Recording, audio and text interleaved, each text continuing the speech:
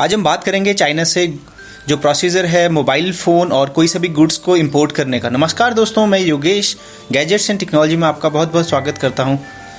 अब मैं कुछ इसकी डिटेल्स में जाऊंगा कि कैसे आप चाइना से परचेज़ कर सकते हैं, इंडिया तक कैसे आप ला सकते हैं इन चीज़ों को। तो इसमें आपको कुछ सारी बातों का ध्यान रखना है। सबसे पहले तो आप कौन सी वेबसाइट्स को यूज़ कर रहे हैं परचेजिंग के लिए। अगर आप मोबाइल फ़ोन मंगा रहे हैं, अगर आप टैबलेट्स मंगा रहे हैं, अगर आप कोई और आइटम्स मंगा रहे हैं, एक्सेसरीज़ मंगा रहे हैं या लैपटॉप मंगा रहे हैं, तो आपको सबसे पहले तो आप उन्हीं वेबसाइट्स को चूज़ करें जिनकी डिलीवरी इंडिया में पॉसिबल है और वो काफ़ी उनकी रेटिंग हो वेबसाइट्स की काफ़ी अच्छी होनी चाहिए। अब बात आती है पेमेंट्स की, तो मोस्ट 99% वेबसाइट्स जो है आपको पेमेंट आपको पहले देना पड़ेगा। जैसे कि आपको पेपल के थ्रू पेमेंट लेंगी, आप डायरेक्टली क्रेडिट कार्ड और डेबिट कार्ड से पेमेंट भी कर सकते हैं। कुछ वेबसाइट्स में आपको अलग फैसिलिटी मिलेगी, लेकिन इंडिया जैसे आपको कैश ऑन डिलीवरी का ऑप्शन बिल्कुल भी नहीं मिलेगा। इसके करने के बाद आपके पास जो ऑप्शन आएगा, आपके पास शिपिंग मेथड चूज़ करने का ऑप्शन आता है। आप कोई सा भी मेथड इसमें चूज़ कर सकते हैं। जैसे कि आपको 2 से 3 मेथड्स आप इसमें मिलेंगे आपको, जो कि मिलेगा फ्लैट रेट शिपिंग, जो कि आपकी फ्री ऑफ कॉस्ट होती है। ये यूजुअली बहुत ज़्यादा टाइम लगता है इसमें, 10 to 20 डेज़ का।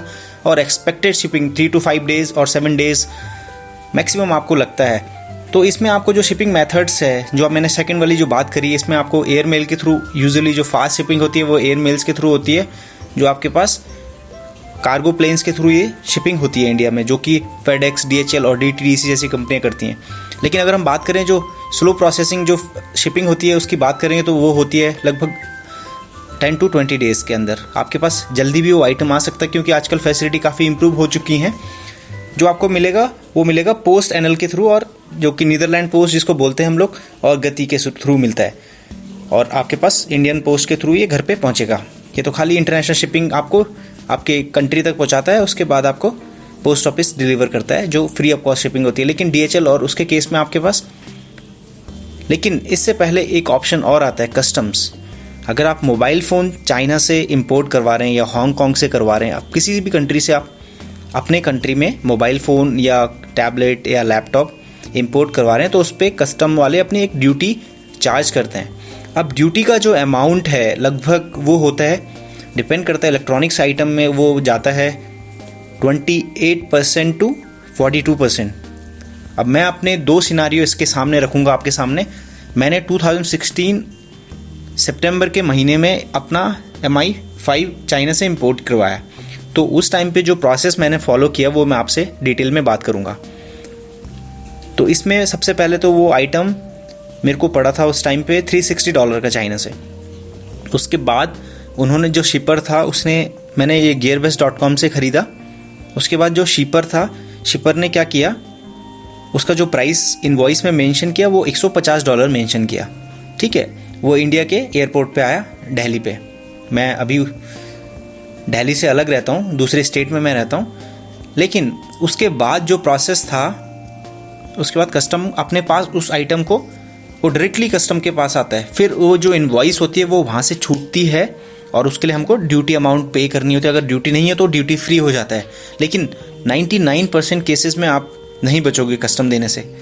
तो जो मैंने कस्टम दिया, लगभग 10,000 रुपये जो उसकी वैल्यू इनवॉइस में शो करी थी, उस पर मैंने 2700 रुपीज़ का कस्टम ड्यूटी दिया था। वो कुछ हैंडलिंग चार्ज वगैरह उसमें ऐड करते हैं, ठीक है ना। तो आपके पास जो प्रोसेस है सिंपल है। आपने ख़रीदा आइटम, आपके पास ऑप्शन है चूज़ करने का, आपने पेमेंट करी, उसके बाद वो आपके कंट्री में आया। कंट्री के बाद आप कस्टम के पास आप वो आइटम जाएगा और आपको कस्टम पे करना होगा।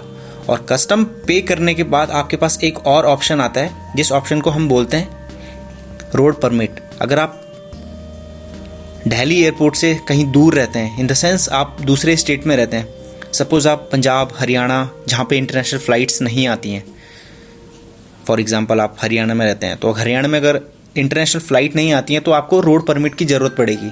रोड परमिट आपको मिलता है सेल टैक्स डिपार्टमेंट से। तो उसके लिए आपको कुछ रूल्स फॉलो करने हैं। तो पहला इसमें है कि आपको एक अपने डॉक्यूमेंट्स रेडी रखने हैं, जैसे कि आधार कार्ड हो गया, एड्रेस प्रूफ हो गया, पैन कार्ड हो गया। इनके ज़रिए आपको, उसके बाद आपको कोर्ट जाना है। वहाँ पे आपको 10 रुपये के स्टाम्प पेपर पे लिखवाना है कि आप गुड्स इंपोर्ट कर रहे हैं, जिसकी वैल्यू की ब्ला ब्ला ब्ला ब्ला डॉलर्स में है, $50, $20, जब जो भी आप उस इनवॉइस में मेंशन है।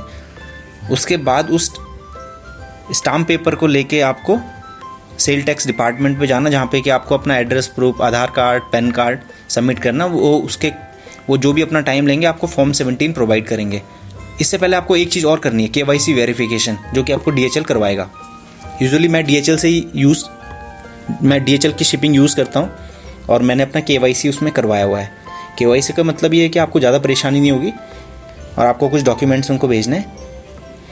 उसके बाद जब आप ये फॉर्म 17 रेडी हो जाएगा, आप DHL से कांटेक्ट करें। अगर आपका शिपर जो है, आपकी जो कोरियर कंपनी है वो DHL है, उसके बाद आप उस 17 फॉर्म को DHL को सबमिट करेंगे, भेजेंगे उसकी हार्ड कॉपी, और उसके बाद आपका प्रोडक्ट रिलीज़ हो जाएगा।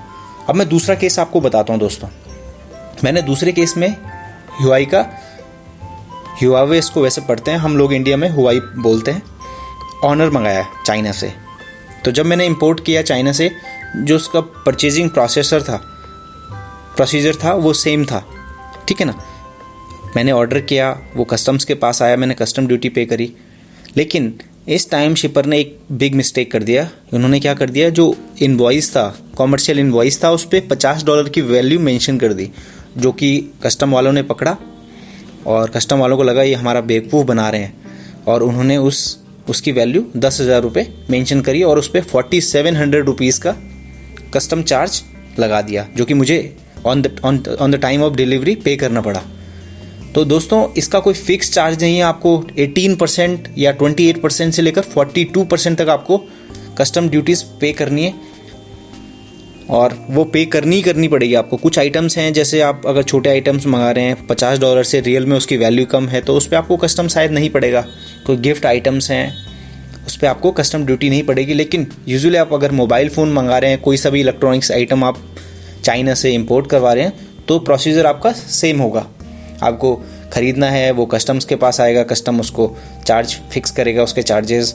उसके बाद आपको जो आपकी कुरियर कंपनी है वो मेल करेगी कि आपका इतना कस्टम्स है सर, हम इसको रिलीज़ कर दें। तो आपको वो सारी प्रोसेस फॉलो करनी है।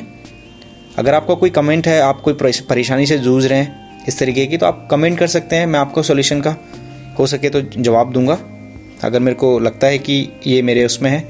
और अगर आपको वीडियो अच्छा लगा तो आप लाइक कर सकते हैं, और thumbs up please, bell icon को भी ज़रूर दबाइए, और सब्सक्राइब तो बिल्कुल भी करना बिल्कुल मत भूलना। Thank you guys, thank you so much. तो उस पर आपको कस्टम शायद नहीं पड़ेगा। कोई गिफ्ट आइटम्स हैं, उस पर आपको कस्टम ड्यूटी नहीं पड़ेगी। लेकिन यूजुअली आप अगर मोबाइल फ़ोन मंगा रहे हैं, कोई सा भी इलेक्ट्रॉनिक्स आइटम आप चाइना से इंपोर्ट करवा रहे हैं, तो प्रोसीजर आपका सेम होगा। आपको ख़रीदना है, वो कस्टम्स के पास आएगा, कस्टम उसको चार्ज फिक्स करेगा, उसके चार्जेस। उसके बाद आपको जो आपकी कुरियर कंपनी है वो मेल करेगी कि आपका इतना कस्टम्स है सर, हम इसको रिलीज़ कर दें। तो आपको वो सारी प्रोसेस फॉलो करनी है। अगर आपका कोई कमेंट है, आप कोई परेशानी से जूझ रहे हैं इस तरीके की, तो आप कमेंट कर सकते हैं। मैं आपको सॉल्यूशन का हो सके तो जवाब दूंगा, अगर मेरे को लगता है कि ये मेरे उसमें है। और अगर आपको वीडियो अच्छा लगा तो आप लाइक कर सकते हैं, और thumbs up please, bell icon को भी ज़रूर दबाइए, और सब्सक्राइब